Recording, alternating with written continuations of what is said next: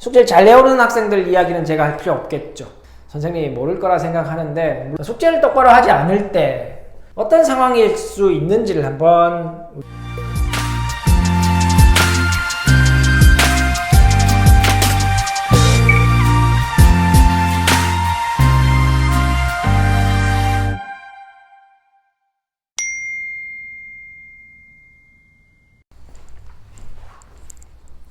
안녕하세요, 아는 선생입니다. 오늘은 우리 학생들 숙제 이야기 좀 해보도록 하겠습니다.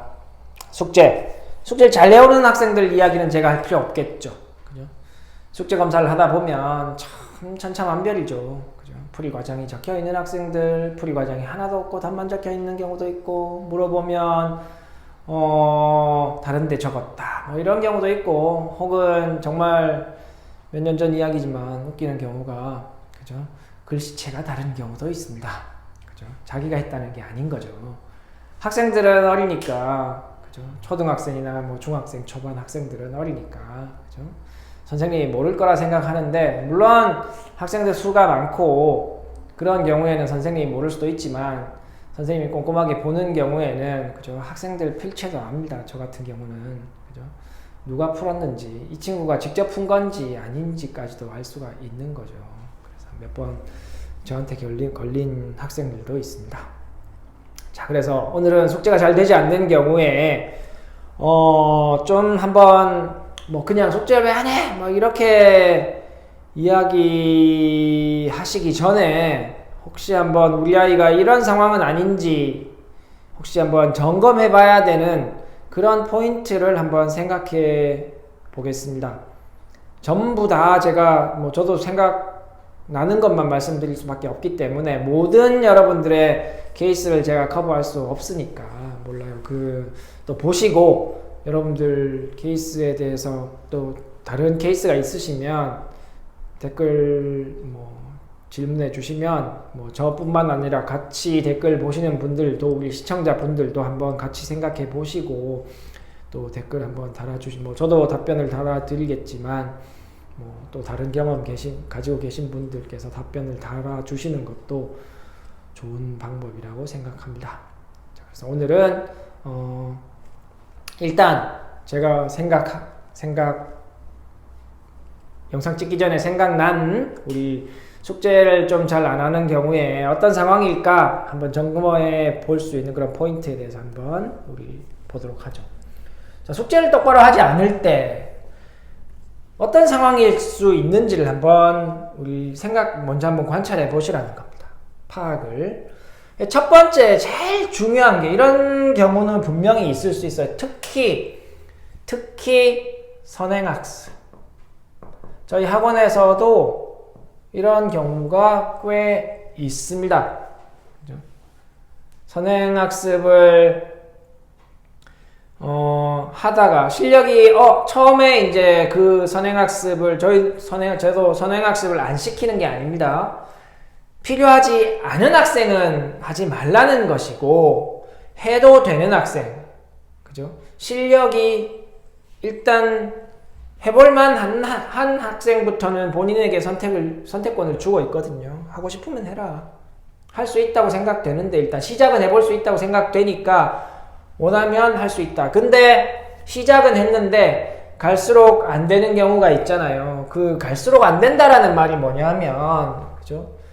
예를 들어서 수업의 수준이 이렇게 진행된단 말이죠. 그러면 처음에 학생이 이제 예를 들어서 현행학습과 선행학습을 같이 실시했을 때, 사실은 한 과목이라도 마찬가지예요. 꼭 선행학습이 아니라고 하더라도, 그죠? 지금 여기 설명드리는 거는 마찬가지니까 공통적으로 이 수업에 대해서 적용되는 겁니다. 수업의 수준이 이렇게 유지가 되는데, 처음 시작했을 때에는 나도 작심삼일 했기 때문에, 그죠? 의욕적으로 수업을 듣고 열심히 합니다, 처음에. 그래서 수업을 이렇게 들어서 내가 처음에는 이만큼 이해를 했단 말이에요. 어느 정도 기간 동안은. 근데 어떤 이유인지 모르겠지만, 그죠? 그 다음에 시간이 점점 지나갈수록 내가 수업의 수준은 이렇게 유지가 되는데, 그 다음에 내가 하는 수준이 점점 떨어지는 거죠. 이렇게. 뭐 여기에는 숙제를 뭐 안 하는 것도 있고, 그죠? 숙제를 안 하기 시작하는 것도 있고, 또 똑바로 공부하지 않는 것. 예를 들어서 앞에서 틀렸던 문제들이나 잘 이해하지 못한 개념 부분들을 정확하게 이해하지 않고 넘어가니까, 그죠? 뒤로 갈수록 앞에서 누적된 부분이 없기 때문에 뒤로 갈수록 더 자기도 못 알아듣는 겁니다. 그럼 수업은 계속 이렇게 유지가 되는데 자기의 수준이 이렇게 계속 떨어지게 되면 어떻게 되겠어요? 수업 시간에는 수업은 이렇게 가르쳤는데 나는 아는 게 없단 말입니다. 모른다 이거죠. 잘 수업 시간에 수업을 들었지만 잘 이해를 못하게 되고, 왜? 누적된 지식이 부족하니까. 그래서 누적된 지식이 부족하니까 아는 게 잘 이해하지 못한 상태로 고되게 막 멍하게 있다가 오던가, 아니면 선생님 뭐라고 하면 고개 막 끄덕끄덕거리다가 오던가, 아니면 선생님이 알려주는 거 대충 흉내만 내다가 오던가, 뭐 이렇게 된단 말이에요. 집에 와서 숙제를 하려고 책을 펴니까 못 푸는 거죠. 왜? 못 알아들었으니까. 갈수록 못 알아듣는 게 많아지는 겁니다. 조금 알아듣고 오고 이러면 어느 순간 이제 내가 숙제는 해 가야 되는 상황인데 내가 문제를 못 푸는 거예요.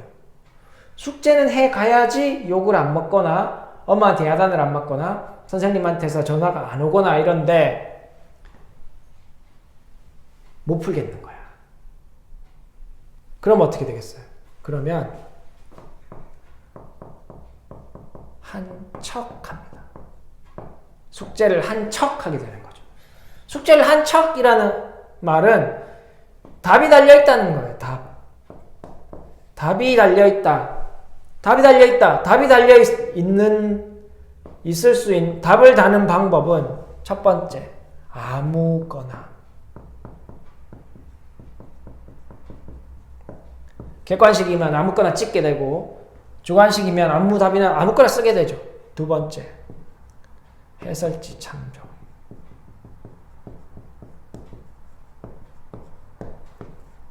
해설지를 보고 교묘하게 답을 씁니다. 어떤 건 답을 쓰고 어떤 건 답이 아닌 걸 쓰고, 그죠? 풀이과정 적혀 있으라고 하면 해설지에 있는 풀이과정 똑같이 뺏겨 놓거나, 아니면 머리 쓴다고 중간에 한 줄 띄우고 쓰거나, 이런 거 보면 금방 걸리죠, 선생님들한테. 세 번째, 친구에게. 뭐 지금처럼 코로나 기간이라서, 그죠? 학교를 잘 안 가는 경우는 그렇지만, 뭐 중학생들은 사실 좀 초등학생들, 뭐 중학교 1학년 친구가 저한테 걸린 적도 있어요. 초등학생 걸린 적도 있고, 뭐 이런 경우가 있습니다. 쉬운 방법이죠. 그죠? 그래서 한 척을 하게 되는 거예요. 이런 경우에는 어떤 선생님들의 반응이 있냐면, 저하고 선생님이 이 친구에 대해서 선생님이 저하고 뭔가 이야기를 할 때에 어떤 학생의 이름, 이 친구는 숙제 해오면 동그라미인데 시험 치면 다 틀려요. 이건 뭐 거의 100%입니다. 숙제 해온 걸 똑같이 내도 다 틀려요. 왜? 자기가 푼 게 아니니까. 그죠? 그래서 선생님 피드백이 만약에 아이가 숙제 해온 거는, 숙제는 잘 해오는데 시험 치면 다 틀립니다, 이런 반응이 혹시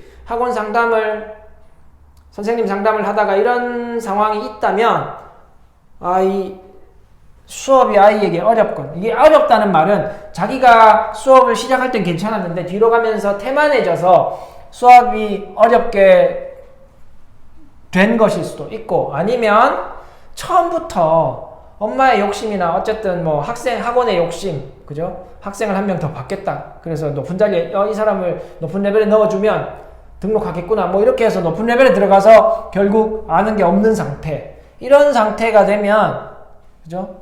이러한 현상이 일어날 수 있다 이거죠. 그래서 우리 아이의 숙제가 똑바로 되어지고 있지 않을 때 지금까지 벌어진 상황이 있다면, 뭐 학원에서 전화 오거나 뭐 그런 걸 한번 머릿속에서 한번 조합해 보시라는 겁니다. 그렇게 해보면 이게 지금 수업이 문제가 있구나, 우리 아이에게 맞지 않구나, 이렇게 결론에 도달하게 되는 경우도 있을 수 있으니까 한번 생각해 보시고요. 두 번째는 숙제의 양이 너무 많은 경우가 있습니다. 저는 뭐 숙제는 그냥 적당하면 된다고 생각합니다. 이 적당 정량적으로 제가 말씀 못 드리는데 적당하다는 말이 저는 이제 내가 아는 문제와 내가 모르는 문제를 혹은 모르는 유형을 구분할 수 있는 수준이면 된다는 거죠. 책이 너무 얇아서 예를 들어 심화교재는 얇잖아요. 그 대신 심화교재 이전에 푸는 문제는 유형별 교재를 푸니까 충분하잖아요. 그죠? 그래서 내가 이 문제집을 풀어서 필요한 유형이든 필요한 심화든 거기에 대해서 모든 문제를 풀 수는 없잖아요. 어쨌든 모든 문제집을 풀 수는 없는 겁니다. 그러면 적어도 내가 필요한 문제집을 샀는데 그 문제집에서 아는 문제와 모르는 문제를 구분할 수 있는 수준의 그런 숙제의 양이면 된다. 그렇죠? 그래서 그러면 그건 적정하다 이거죠. 모든 문제집을 다 풀어볼 수 없기 때문에 일반적으로 학원에서도 한두 권 쓰잖아요. 그죠? 근데 너무 많은 문제집을 풀려는 경우도 있습니다. 마치 시중에 있는 모든 문제를 풀어보겠다 이런 생각으로. 그죠? 그게 뭐 그렇게 도움된다고 생각하지는 않거든요. 모든 문제를 풀어봐라. 그러면 풀 수 있는 중복되는 문제를 풀면서 시간 낭비하게 되는 경우도 많습니다. 오히려 진짜 제일 중요한 건 내가 못 푸는 문제에 집중을 할 수 있게 돼야 되는데 결국 아는 문제 많이 풀다가 시간 다 지날 수도 있잖아요. 숙제가 너무 많다면. 그죠? 그래서 숙제는 저는 적당하면 된다. 근데 과도하게 많은 학원들이 있습니다. 근데 또 과도하게 아이가 집에서 공부하는 모습을 잘 볼 수가 없으니까 숙제라도 많으면 아이가 책상에 좀 더 앉아 있으니까 그걸 기대하고 숙제 양이 많은 학원을 선호하시는 분도 있는데 뭐 어느 게 맞다 뭐 아니다 이렇게 제가 말씀드릴 수는 없고 그냥 일단 숙제가 과도하게 많은 경우에 아이의 능력을 벗어나면 양적으로 그러면 어떻게 해야 되겠어요? 또 아이들은 숙제를 덜 했다는 거에 대한 부담이 있습니다. 덜 해간다, 덜 해갔다. 그래서 또 학원에서 전화가 오거나 그런 것에 대한 부담이 있죠. 야단 맞으니까. 그죠? 그러면 만약에 뭐 이만큼은 했는데, 그죠? 또 못한 부분이 있으면 이 부분은 한 것처럼 데코레이션 하는 수밖에 없죠. 그죠? 깔끔하게 그냥 선생님 못했습니다. 많아서 못했습니다. 이러면 저는 그게 훨씬 좋다고 생각합니다. 아이한테도 그렇게 교육시킬 필요가 있어요. 너무 많아서 못하거나 그러면 못하는 게 맞다. 이거를 한 것처럼 보이려고 어떤 조작을 하지 마라. 이렇게 미리 집에서 아이들에게 설명을 해주면 그런 일이 없잖아요. 문제가 있으면 문제가 발생하면 바로 알아챌 수가 있는데 그게 아니라 숙제 많은데 넣어놓고 어려운 수업 집어넣어놓고 왜 안 했어 그러면 아이들은 이런 성향으로 발전할 수밖에 없다. 뭐 그럴 가능성이 큰 거죠. 뭐 발전할 수밖에 없다가 아니라. 자, 그 다음에 하기 싫다. 자, 이거는 사실 저도 뭐라고 드릴 말씀이 없어요. 저는 만약에 우리가 누가 사교육을 받는다라고 하면 가장 기본적으로 학생이 해야 되는 자세가 숙제입니다. 숙제, 홈워크. 집에서 해야 되는 거죠. 이거를 안 해온다. 예를 들어 숙제라고 적혀 있지만 사실 이거는 문제 풀기거든요. 문제 풀기. 내가 똑바로 알고 있는지 모르고 있는지에 대한 검증 작업의 첫 단계인 문제 풀기인데 문제 풀기를 하지 않겠다. 수업만 듣고 수업 시간에 몇 문제 풀고 집에 가서 아무것도 안 하고 또 와가지고 또 수업 듣고 그러면 결국 이렇게 되는 겁니다. 이렇게. 시간이 지날수록 모르는 게 훨씬 많아지는 거예요. 그러면 저는 사실 딱 까놓고 이야기하는데 숙제할 생각이 없으면 학원 다니는 걸 한번 꼭 다녀야 되는지 생각해 보라는 거죠. 학원을 다녀도 효과가 나는 게 아니기 때문에 문제를 풀지 않는다라고 하면 그죠? 필요한 내가 알고 모르는 거를 구분할 수 없는 상황이고 그죠? 아는 것에 대한 혹은 내가 조금 알아들은 것에 대한 어떤 연습을 하는 그런 시간이 되는데, 그죠? 시간도 되는데 그런 걸 하나도 하지 않겠다라고 하는 거니까 그러면 학원을 왜 다니냐 이런 말입니다. 태권도 품새 계속 눈으로 쳐다본다고 내가 할 수 있게 되는 게 아니잖아요. 그죠? 연습을 해야 되는 겁니다. 학원을 여러 개 다니는 것, 태권도장을 여러 번 가서 관장님이 하는 품새를 계속 쳐다보고 있는 것, 내가 할 수 있게 되는 건 아니죠. 그죠? 그래서 하기 싫다! 그러면 하기 싫으니까 일단 좀 기다려 보는 게 맞지 않겠냐 이런 거죠. 굳이 싫었는데 막 밀어 넣어가지고 억지로 시키는 게 그렇게 좋은 방법은 아니라고 생각합니다. 개인적인 의견입니다. 자, 집에서의 습관이라고 제가 4번은 적었는데 이거는 뭐냐면 이제 어릴 때 만약에 이럴 수 있잖아요. 많이 우리 초등학생들이 많이 다니는 뭐 공부방이나 이런데 이제 가서 다 해버리는 거야. 가서 그러니까 집에 와서 하는 연습이 안 되는 거죠. 뭐 교습소나 거기서 다 그냥 하고 집에 와서는 아무것도 안 하고. 근데 학년이 올라가면 어떻게 돼요? 학년이 올라가면 자기가 스스로 해야 되죠. 우리가 원하는 게 스스로 하기를 원하잖아요. 그죠? 스스로 하기를 원하는데 공부방에서 다 하고 온다. 어떤 환경적 요인 때문에 그렇게 해야 되는 상황이면 어쩔 수는 없겠지만 저는 조금이라도 집에 와서 자기가 해야 될 걸 책상에 앉아서 하는 연습을 하는 거는 필요하다고 생각해요. 왜냐? 결국 자기가 해야 되기 때문에. 야간 자습이 앞으로 어떻게 생길지 모르겠지만 어쨌든 독서실에 가도 나중에 고학년이 되어서 자기가 가서 해야 되고, 그죠? 초등학교를 벗어나서 뭐 학원을 몇 개 다닌다고 하면 다 학원에서 해오진 않잖아요. 집에 와서 혹은 학교에 가서 자율학습 시간에 이렇게 해야 되는 거예요. 누가 보지 않는 상황에서. 그러니까 조금 더 세게 이야기하면 누가 감시하지 않는 그런 환경에서 스스로 할 수 있는 능력이 있어야 되는데 초등학교 때 그런 상황이 없었기 때문에 그런 습관, 그런 태도를 기를 수 있는 상황이 아니었기 때문에 학년이 지나 올라가서 초등학생, 고학년, 중학생이 되었음에도 불구하고 집에서 숙제하는 걸 못하는 거죠. 왜? 그렇게 해본 적이 없으니까. 그렇죠? 예, 그런 부분에 대해서도 한번 생각해 보시라는 겁니다. 우리 초등학생의 경우에 이제 학습을 시작하는데, 그죠? 집에서 하는 게 거의 없는 경우, 이런 부분에, 이런 상황, 이런 학습에 대해, 이런 학습 태도가, 그죠?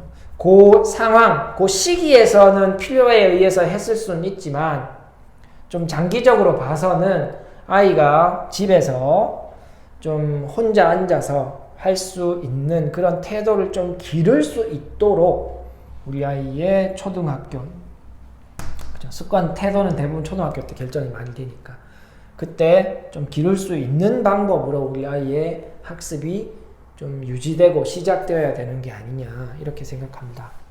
그래야 이제 추후에 스스로 좀 숙제라는 부분, 문제를 푸는 부분에 대해서 본인이 하게 되는 그런 학생이 될 수 있는 거니까. 그래서 오늘은 숙제를 지금 만약에 학원에서 이렇게 연락이 온다던가 뭐 내가 보기에 숙제를 안 하는 것 같은데 이런 상황이라면 이제 어떤 우리 아이가 지금 처해진 상황이 어떤 환경인지 좀 한번 생각해 보는 그런 시간이 됐었으면 좋겠습니다. 그래서 한번 생각해 보시고 만약 지금 이런 상황이면 우리 아이가 파악해 보니까 이런 상황이구나. 그렇게 돼서 좀 그런 방향을 좀 극복할 수 있는, 그죠? 그런 계기가 이 영상을 통해서 이루어지면 좋겠습니다. 다음 시간에 더 좋은 내용으로 여러분들께 다시 찾아오도록 하겠습니다. 감사합니다. 안녕, 수학 화이팅!